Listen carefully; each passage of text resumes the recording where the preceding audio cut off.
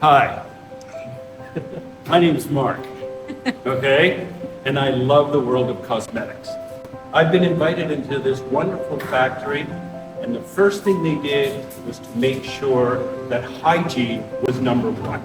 As you can see from my hairnet and from here, and also cleaning my hands. So that tells me something about the company. Everybody I've seen in here that is involved in production is also in a proper uniform and wearing gloves.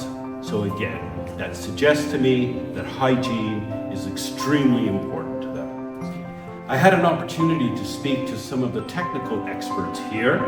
Yeah, they're smart. Okay? So that's just number one. They take their job seriously, professionally, and they have attention to detail. Okay? So that also tells me something about this organization. Now, when I came in here, I made some comments about this product from a marketing suggestion.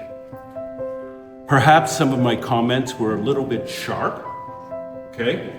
But they were accepted, and that shows an open mind and a willingness to listen. Now, what they decide to do is, of course, their choice.